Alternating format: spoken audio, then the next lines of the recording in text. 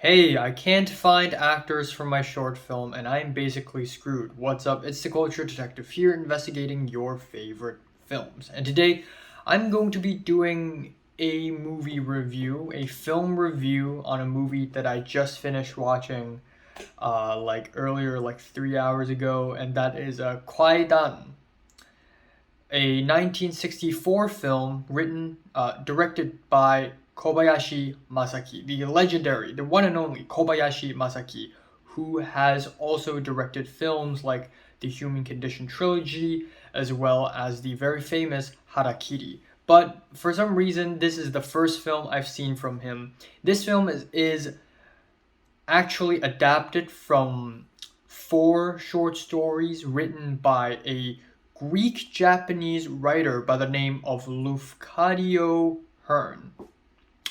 And this is an art house horror film that is 3 hours long. So, you know, this seems like the kind of movie that I would personally really, really love.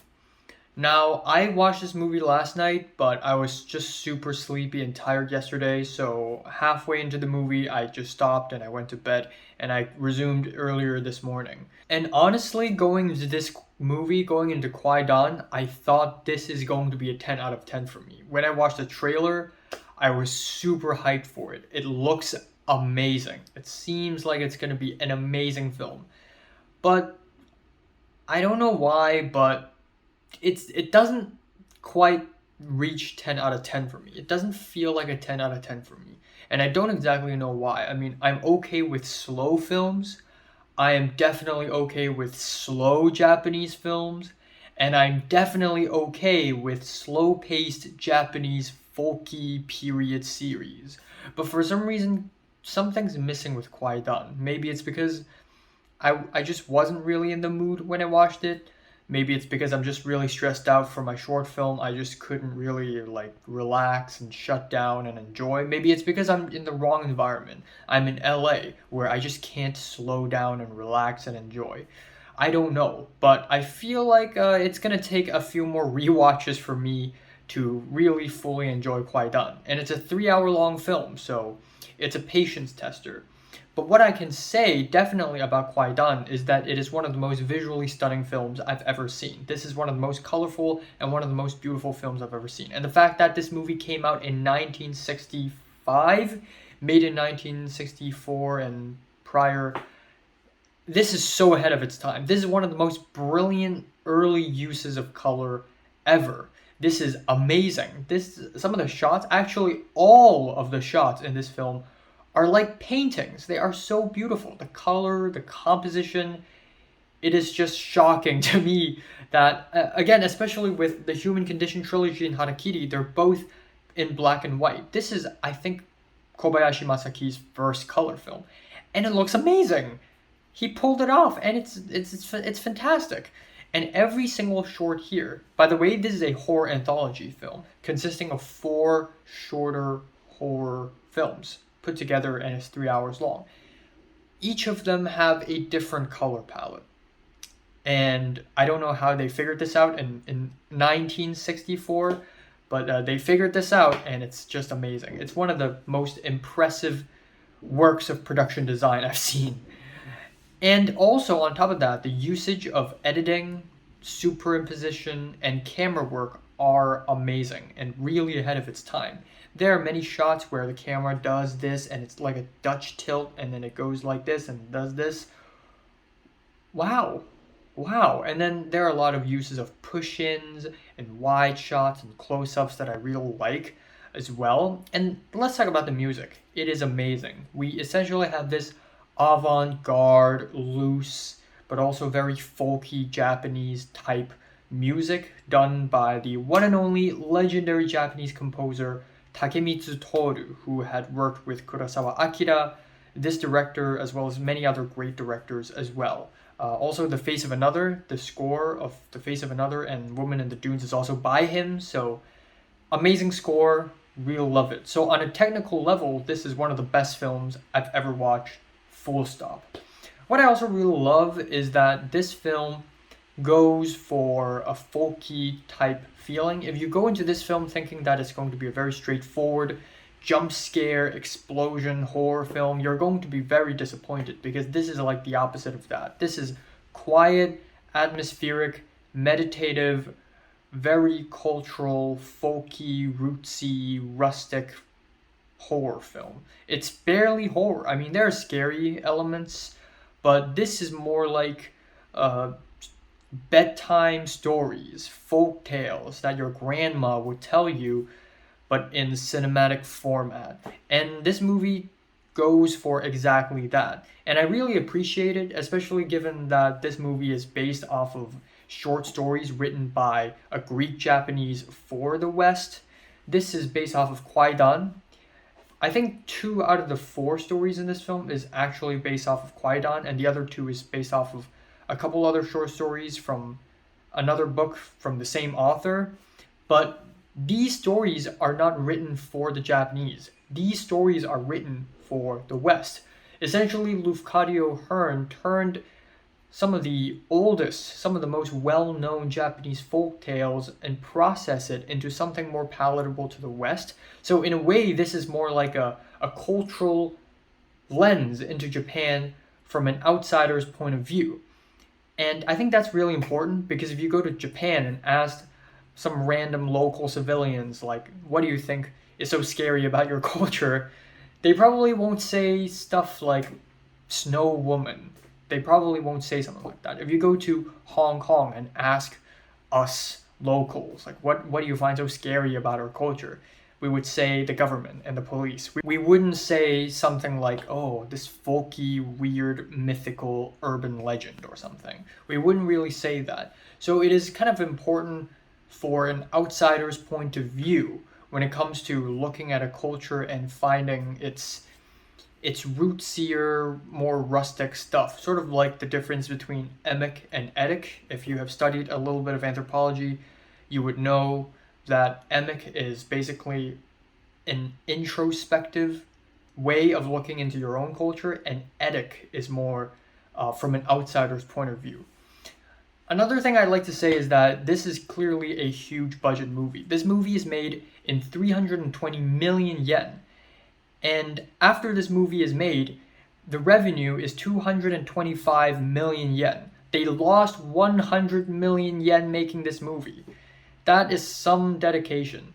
And I mean, what do you expect? Nobody from, nobody average, not a single average soul would be like, let's watch some 3-hour long art house horror. Nobody's gonna do that. So the loss is kind of expected, but still, that is a lot of loss. 100 million yen.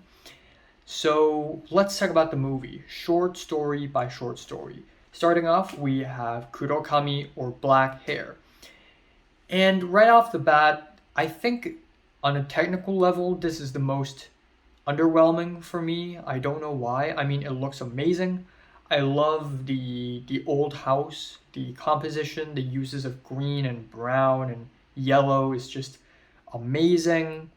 But the entire short is 45 minutes long, but it feels like it could have been way more trimmed down into something that's 20 minutes long. It's just super, super dragged on. And I'm fine with slow movies, but there's just something about black hair that is just so like dragged on for the sake of dragged on. And another thing is that the sound editing choices of this film, particularly in the first short, Black Hair, is a little weird. There is no diegetic sound for the most part. There's shots, there are scenes in Black Hair, and as well as the next short, that is A Snow Woman. There are scenes where it's completely silent. There's no diegetic noise. When people are speaking, there is diegetic noise, there's diegetic sound, but that's only dialogue. Other stuff like wind blowing, floor creaking, a lot of that is actually missing in this film. And I know it's not really a technical issue because in older films in the 1950s in Japan, this isn't a problem at all. So it is obviously a deliberate choice to make the short super quiet. And I get it, it is sort of in order to create this atmosphere, this folky atmosphere, like the whole film is almost like or more like the whole short almost feels like a dream sequence, but it's just kind of weird and it takes some time getting used to it. However, I must say I like the climax of the movie, the last scene where our main character, a samurai who comes back home to visit his wife after so many years of going away, to find out that his wife is just a skeleton with black hair, and then he started to get old and age rapidly. I really like it, but overall, I think it's good. It's good, but maybe it's just me. Maybe it's me not being in the mood. Maybe I have to rewatch this a couple more times, but it's a little bit underwhelming. It's not a 10. I would say it's an 8 out of 10. That's my score. All right, next up we have Yuki Onna, or Woman in the Snow, or Snow Woman, or Snow Girl. And this is a tale as old as time. One of the longest running mythical folk tales in Japan is a snow woman. And this short is kind of about that. We have a story of a traveler who is facing the strong, harsh winter snow. He decides to hide in a hut. There's another guy. He woke up and there's this creepy woman breathing into the man and freezing him to death for some reason. The woman decides to spare his life, and in the condition that he would never tell anyone about this incident. And then for the rest of the short, for the rest of the story, we have the man living a life, having a wife, having children. That's it. Until at the last scene. Again, it's very patience testing, but what I like more about this is that it has a way better sense of atmosphere. There's something really eerie and ominous about it. The ending is creepy, and what I also really like is that it doesn't give an explanation. It doesn't really explain why the woman in the snow, why the snow woman spared his life. We don't exactly know why. We don't exactly know why the snow woman decided to come back to his life. We don't know why the snow woman decided to spare his life again, even though there's an explanation, but it really isn't an explanation. But I kind of admire that this story doesn't give any explanation whatsoever. It makes it feel more mythical and more folky. And visually, this story is stunning. This part of the movie is stunning. I really like the parts where there are these eyeballs in the snow. So a lot of this film is probably shot in interior locations, and they sort of paint the walls. They paint the walls with something, and it's very obvious, but I kind of like it. And for the snowy scenes, they have eyes in the wall, so it looks like there are floating eyeballs in the sky, and it's just really ominous and kind of interesting. So I'm giving Yuki Onna a 9 out of 10. Next up, we have Huichi the Earless, and wow, I watched this morning, so maybe it's because I was more energetic this morning than last night, so maybe I enjoyed this more. But this is definitely my favorite one out of the 4 shorts. This one has the most interesting setting. It is set in a Buddhist temple with Buddhist monks, as well as a couple of other temple keepers. We have our main character, Huichi, who is a blind musician and also a Buddhist monk. And one night, he is invited by a ghost to perform for other ghosts. And that is dangerous. If he performs more to the ghosts will possess him and he may die, a very horrific death. And that's basically it. Now, because there's a musician in the story, we have musical performances. And these musical performances are very great. I really enjoy watching it because they feel super cultural. The singing, the biwa being played, the very sort of this from an outsider point of view, almost an eccentric performance. The artistic visual accompaniment, the paintings, it's so cultural. It feels so Japanese. And I really want to kind of do something for Chinese culture as well. because it's just so, there's just something so cultural about it, and that's just really nice. I also really like how the story incorporates Buddhism. In the climax scene, the Buddhist monks find out about Hoichi's issue, and they decided to draw or write the sutra all over his body, his face, his body, his legs, his arms. And it is so visually interesting. I really like it. It has so much style. It's weird. Again, it's not exactly weird, but yeah, it is also very weird. And it is amazing. And I really like the ending. I like how it just ends off kind of in a bitter way, in a sour way, and it is very interesting. It is a very interesting film, and I enjoyed it front to back, 10 out of 10. All right, finally, we have the fourth story, and that is In a Bowl of Tea. This is the weakest story of the bunch, mainly because it is incomplete. The story is essentially about a samurai guarding a lord's manor. He was going to drink a bowl of tea, and then there's someone inside the bowl of tea. And then that someone became real, but that someone may not be real because nobody else saw that someone. And that's it. I guess one issue I have with this story is that it feels less folky because we have a samurai guarding a lord's manor instead of some village farmer story. We have something that feels a little bit more significant, so it feels less folky. And yeah, it is incomplete, but I do see that the writers for this film, or whoever wrote this short, tried to tack an ending onto it by having the story literally jump out of the story, and we have the writer at the end, which is really interesting and very creative, and I really appreciate it, but nonetheless, it still feels kind of tacked on. So I don't know. At the same time, it is also a very exciting short. Sonically speaking, this sounds way better than the first short. There are a lot of diegetic noise. It sounds so much more believable. And I think it's so much more exciting. There is actually fighting in the short. But overall, I'd say this is probably still the most underwhelming out of the four. I'm giving In a Bowl of Tea an 8 out of 10. So overall, I really don't know what to think about this movie. On one hand, I think this is one of the most beautiful, one of the most technically stunning movies I've seen. But also, it's very inaccessible. This is way more inaccessible than I thought it would be. I don't know why, but I expected that this movie is going to be similar to Mushishi, and I know it's absurd to compare Japanese art house films from the 1960s to a manga written in the late 90s and early 2000s.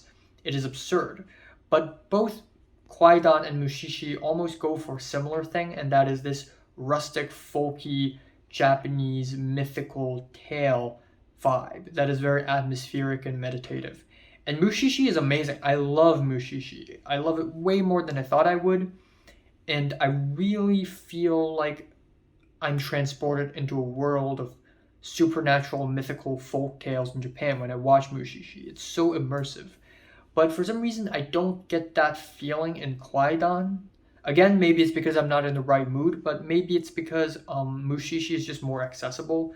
On a scale of 0 to 100, most accessible to most inaccessible, I feel like if Mushishi is a 15, Kwaidan would be like an 80 or something.